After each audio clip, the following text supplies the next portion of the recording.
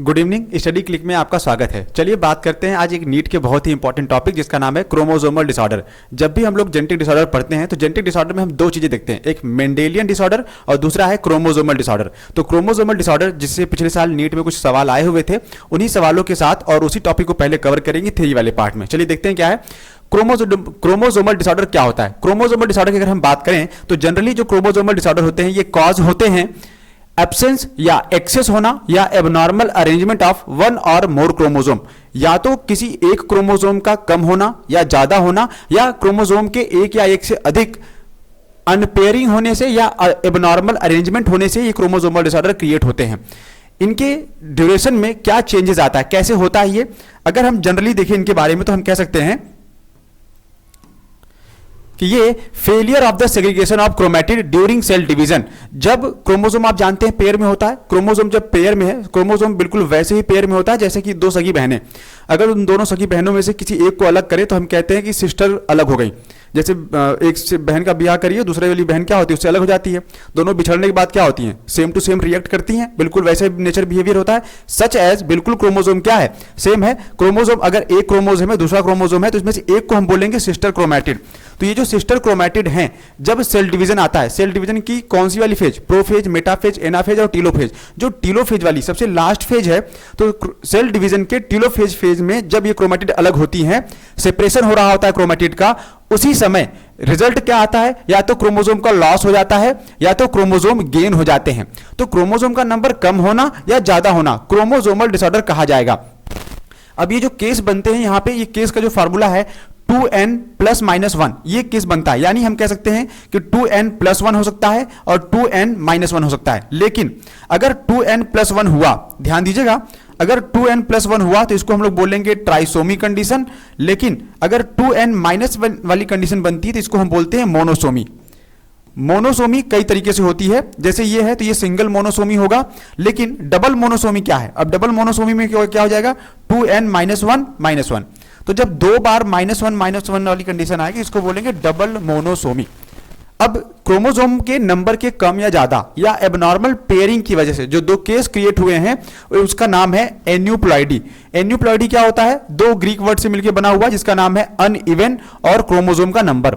Any का मतलब uneven और प्लॉइडी का मतलब होता है क्रोमोसोम का नंबर। तो क्रोमोसोम के अनइवन नंबर को हम क्या बोलते हैं, एन्यूप्लॉइडी कहते हैं। जैसे 2n माइनस 1 वाले केस में हमने देखा था। लेकिन पॉलीप्लॉइडी की बात करिए तो पॉलीप्लॉइडी क्या है, पॉलीप्लॉइडी में या तो मल्टीपल हो जाए या तो सेट ही उनका बढ़ जाए, किसका, क्रोमोसोम का। तो क्रोमोसोम का मल्टीपल नंबर में होना या सेट का ज्यादा हो जाना जो भी नॉर्मल है, जनरली ह्यूमन में कितना पाया जाता है, 2n कंडीशन में देखा जाए तो 23 पेयर और 46 नंबर में होते हैं। तो ये जो 46 क्रोमोसोम है, अब यहाँ पे 46 की 45 हो जाए या 47 हो जाए या 48 नंबर आ जाए, तो जो भी ये कंडीशन क्रिएट होगी इसको हम लोग क्या बोलेंगे, क्रोमोसोमल डिसऑर्डर कहेंगे या पॉलीप्लॉइडी कंडीशन कह सकते हैं। अगले स्लाइड की तरफ, आज का पहला डिसऑर्डर है क्रोमोसोमल डिसऑर्डर में 3 डिजीज हमको पढ़नी है, 3 सिंड्रोम पढ़ने हैं, down syndrome, Klinefelter syndrome and Turner syndrome. चलिए आज के पहले टॉपिक के साथ डाउन सिंड्रोम से शुरू करते हैं। डाउन सिंड्रोम क्या था, डाउन सिंड्रोम को सबसे पहले डिस्कवर किया था या डिस्क्राइब किया था लैंगडॉन डाउन ने। लैंगडॉन डाउन ने सबसे पहले इसको क्या देखा, जनरली जब बच्चे पैदा होते हैं तो आप कभी बच्चों के सर को उठा के देखिए, छोटा बेबी जो न्यूली बॉर्न होता है, जो उसका पीछे वाला सर होता है, ये वाला जो पोर्शन होता है, अगर वो चपटा है, फ्लैट है बिल्कुल, तो इस कंडीशन को हम लोग क्या मानते हैं, फ्लैट सिंड्रोम कहते हैं कुछ लोग, या इसको डाउन सिंड्रोम कहा जाता है। क्या इस तरह के बच्चों में कोई प्रॉब्लम्स है या किस तरह के सिम्टम्स सामने आएंगे, लैंगडॉन डाउन ने सबसे पहले अपनी रिपोर्ट में इसको पब्लिश किया। आया कैसे ये, इन्होंने कहा कि सबसे पहले देख रहे हैं, first describe by Langdon down, ये नाम इंपॉर्टेंट है, इन्हीं के नाम के साथ ये सवाल आएगा। Caused by presence of an additional copy of chromosome number 21। तो ये जो बीमारी होती है डाउन सिंड्रोम, ये किसकी वजह से होती है, ये सिंड्रोम होता है क्रोमोसोम नंबर 21 के ट्राइसोमी होने की वजह से। ट्राइसोमी का मतलब क्या होता है, ट्राइसोमी का मतलब होता है 2n प्लस 1, कौन से नंबर पे, क्रोमोसोम नंबर 21 पे। तो जो क्रोमोसोम का पेयरिंग होता है, जैसे शुरू के आपको पता है कि जो फर्स्ट पेयर होगा इसको हम लोग ऑटोसोम बोलेंगे, तो फर्स्ट से लेके 20 तक ये सब क्या है, ऑटोसोम ही तो है। और 20 तक ही क्यों, 22 तक जो है ऑटोसोम है, लेकिन जो 21 नंबर का क्रोमोसोम है जो कि ऑटोसोम ही है, यहां पे क्या हो जाता है, एक एक्स्ट्रा क्रोमोसोम आ जाएगा। तो एक एक्स्ट्रा ऑटोसोम बन जाता है, ट्रिपल ए आप यहां पे मान सकते हैं। तो इस कंडीशन को हम लोग क्या बोलते हैं, डाउन सिंड्रोम कहते हैं। और यही है क्रोमोसोम का ट्राइसोमी कंडीशन। जो भी पर्सन इससे अफेक्टेड होगा, इंडिविजुअल न्यूली बॉर्न बेबी जो अफेक्टेड होगा, उसमें सिम्टम्स क्या आएंगे। पहला सिम्टम है बॉडी शॉर्ट स्ट्रेचर्ड होगी, छोटे कद का होगा, साथ ही साथ में स्मॉल राउंड हेड होगा। जो खोपड़ी है, सर वाला हिस्सा, ये क्या होगा, साइज में छोटा होगा लेकिन गोला होगा। इसके अलावा फरोड टंग, जो टंग है, जिह्वा है, जीभ है, ये क्या होगी, बीच से फरोड होगी, कटी हुई होगी। Next, partially open mouth. और ऐसे बच्चे क्या होते हैं, जनरली मंद बुद्धि वाले पैदा होते हैं। और जब भी ये कहीं बैठेंगे, नॉर्मल मुद्रा में जब ये बैठते हैं, तो ये अपने मुंह को थोड़ा सा खुला रखेंगे, बिल्कुल ऐसे जैसे मुंह बंद करेंगे तब भी इनका होठ क्या होगा, थोड़ा सा झुक जाएगा अपने आप, नीचे की तरफ खुला रहेगा। ठीक है। Palm is broad with characteristic palm crease. और कह रहे हैं कि इनका जो पाम होता है, ये जो पाम होता है बहुत ही ज्यादा चौड़ा होता है। मतलब नॉर्मल शेप एंड साइज के अलावा अगर ये पाम जो है काफी बड़ा दिख रहा है बॉडी के कंपैरिजन के, बॉडी के प्रोपोर्शन के कंपैरिजन में, तब इसको हम लोग मानते हैं कि पाम जो है वो ब्रॉड है। लेकिन कह रहा है कैरेक्टरिस्टिक विथ पाम क्रीज, यानी जो ये पाम पे बने हुए निशान है, जिनको हम हस्तरेखाएं कहते हैं, ये सब क्या होंगी, ये कैरेक्टरिस्टिक फॉर्म में काफी डार्क, काफी डेप्थ में पाई जाएंगी। तब इस तरह का सिम्टम क्या कहलाएगा, डाउन सिंड्रोम।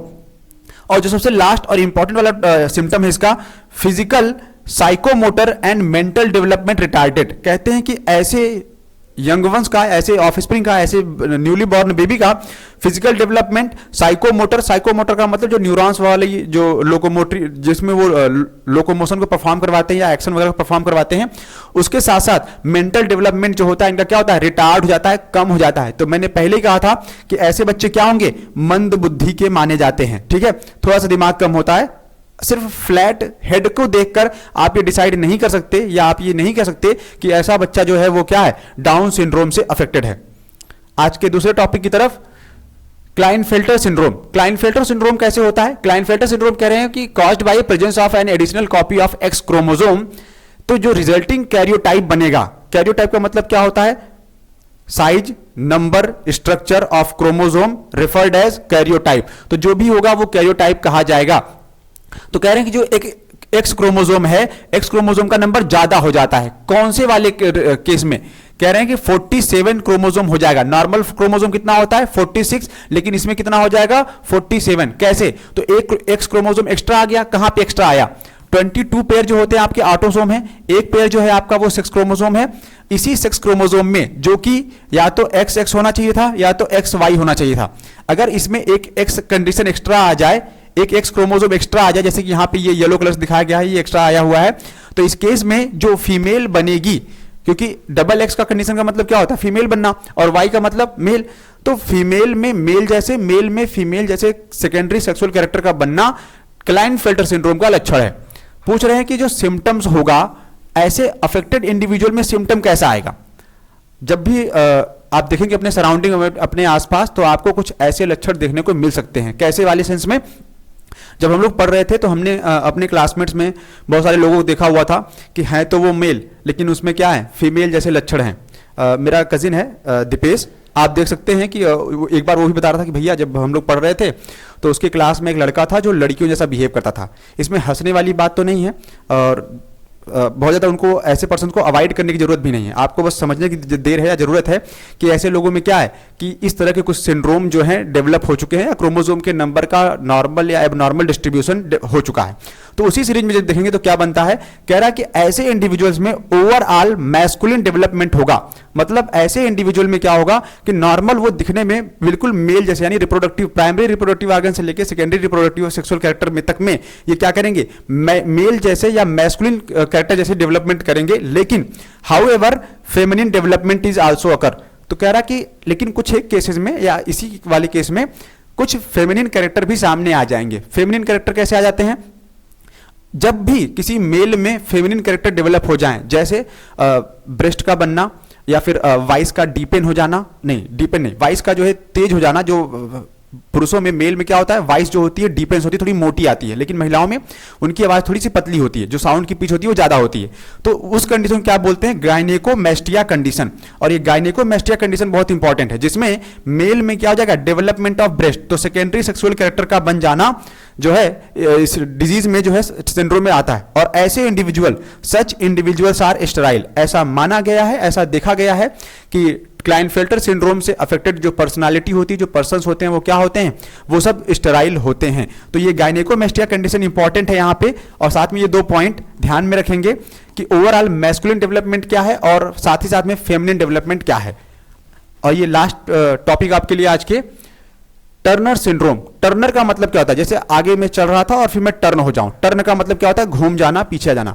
अगर क्रोमोसोम सीक्वेंस में आगे बढ़ रहे हैं, एक्स एक्स एक्स वाई, उसमें से कोई एक क्रोमोसोम टर्न हो जाए, गायब हो जाए, तो इसको क्या बोलेंगे, टर्न होना, गायब होना। और यही चीज यहां पे होगी, caused by absence of one of the x chromosome. कह रहा है कि इसमें एक एक्स क्रोमोसोम क्या होगा, वो गायब हो जाएगा, और जो कैरियोटाइप बनेगा वो 46 ना होके, नॉर्मल कंडीशन में कितना होता है 46, इस कंडीशन में कितना हो जाएगा 45। तो 45 जो है वो क्रोमोसोम बन जाएंगे, जिसमें एक्स और ओ, यहां पे ओ का मतलब है कि एब्सेंट हो जाना, क्रोमोसोम क्या हो गया, गायब। तो ब्लैंक नहीं छोड़ सकते, इसलिए हमने वहां पे ओ या 0 लिख दिया है।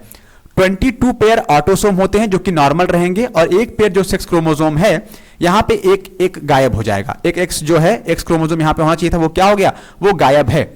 और ऐसे सिम्टम्स जो हैं फीमेल में, जब ऐसी फीमेल्स बनेंगी, ग्रो करेंगी, तो उसमें क्या होगा, क्या किस तरह के सिम्टम आएंगे। कह रहा है कि ऐसी फीमेल्स स्टेराइल होती हैं, ओवरी इनमें रूडिमेंट्री होता है। रूडिमेंट्री का मतलब क्या है, रूडिमेंट्री का मतलब होता है कि दिखना, पाया जाना, लेकिन फंक्शनल ना होना। जैसे हम लोगों में क्या है, हमारे कान, ईयर पिन्ना, इसको हम लोग पिन्ना मसल्स कहते हैं। तो पिन्ना मसल्स हमारे में क्या है, रूडिमेंट्री है, मतलब प्रेजेंट तो है लेकिन फंक्शनल नहीं है। लेकिन हमारे जो एंसेस्टर्स थे लाइक कैटल्स वगैरह या मंकी, तो उसमें क्या ये आज भी फंक्शनल है। इसके अलावा जैसे आपका वर्मीफॉर्म अपेंडिक्स, अपेंडिक्स पाया तो जाता है हमारी बॉडी के अंदर, लेकिन कोई फंक्शन करता है नहीं, क्योंकि पहले के टाइम पे वो हर्बीवोरस एनिमल जब हम लोग हुआ करते थे, हमारे एंसेस्टर, तो उनमें वो सेलुलोज के डाइजेशन में रोल प्ले करता था। लेकिन अब क्या उसका रोल है, अब वो नॉन फंक्शनल हो गया है, लेकिन हम उसको बॉडी से रिमूव तो नहीं कर सकते। तो सच एज अभी भी वो पड़ा हुआ है, जिसको हम लोग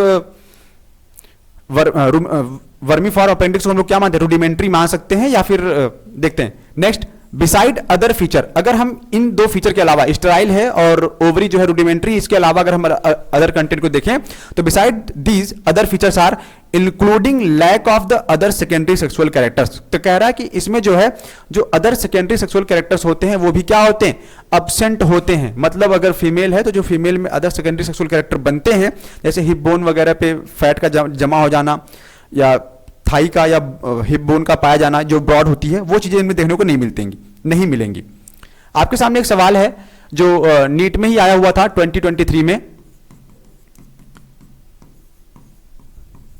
2023 के पेपर में ही आया हुआ है, सेम सवाल है, वहीं से इसको कॉपी किया गया है। देख सकते हैं आप, एक सवाल है, which of the following statement are correct about Klinefelter syndrome. इसमें से वो कौन सा क्लाइनफेल्टर सिंड्रोम है जिसके स्टेटमेंट को आपको पहचानना है कि क्लाइनफेल्टर सिंड्रोम से रिलेटेड जो भी ऑप्शन है वो पिक करिए। पहला ऑप्शन है आपका, this disorder was first described by Langdon Down. अगर आपको याद हो तो जहां पे लैंगडॉन डाउन का नाम आता है, लैंगडॉन डाउन ने किस सिंड्रोम के बारे में बताया था, इनका नाम था डाउन सिंड्रोम, इनके नाम से ही बना था। तो पूछा गया है क्वेश्चन में क्लाइनफेल्टर सिंड्रोम के बारे में, और आंसर हम कहां कर रहे हैं, आंसर हम कर रहे हैं डाउन सिंड्रोम के बारे में। तो मतलब ये क्या होगा, ये ऑप्शन गलत है। एलिमिनेशन मेथड अगर आप लगाएंगे तो आप नियर अबाउट आंसर तक पहुंच जाएंगे। और ऑप्शन में देखिएगा आपके पास एक ए यहां पे है, दूसरा ए यहां पे है, मतलब किसी भी कीमत पे ये दोनों ऑप्शन सही नहीं होने वाले हैं। तो ए के, अब यहां पे 2 ही ऑप्शन बचता है, सी के साथ डी या बी के साथ ई। चलिए देखते हैं बी वाले को, such an individual has overall masculine development, however the feminine development is also expressed. तो हाँ, ये वाला कैरेक्टर आया था क्लाइनफेल्टर सिंड्रोम में कि मैस्कुलिन डेवलपमेंट तो होगा ही, और मैस्कुलिन के साथ साथ क्या बना था, फेमिनिन डेवलपमेंट भी बना था, फेमिनिन कैरेक्टर भी क्या थे, फॉर्म हुए थे। तो ये वाला सही है और बी वाला ऑप्शन सही है, इसलिए हमारे पास कौन सा ऑप्शन है, ऑप्शन नंबर 4 ये सही होगा। लेकिन हम एलिमिनेट करते हैं वापस से, द सी वाला ऑप्शन क्या है आपके पास, the affected individual is short statured. अगर शॉर्ट स्टैचर की बात करिए तो सबसे पहले ये सिम्टम कहां देखने को मिला था, डाउन सिंड्रोम में, और पूछा गया है क्लाइनफेल्टर सिंड्रोम के बारे में। तो सी वाला ऑप्शन गलत है, डी की तरफ आ जाती है, physical psychomotor and mental development is retarded. तो कह रहे हैं कि फिजिकल साइकोमोटर और मेंटल जो डेवलपमेंट है ये रिटार्डेड है। और ऐसा वाला ग्रोथ आपको कहां पे देखने को मिला था, इससे पहले वाले डिजीज में, ये देखिएगा, physical psychomotor and mental development is retarded, कहा था कि ये इंपॉर्टेंट है, और ये भी किसका है, डाउन सिंड्रोम का है। तो मतलब यहां पे जो 3 स्टेटमेंट हमको देखने को मिले हैं, 2 स्टेटमेंट, ये दोनों किसके हैं, डाउन सिंड्रोम के हैं। चलिए वापस आ जाते हैं,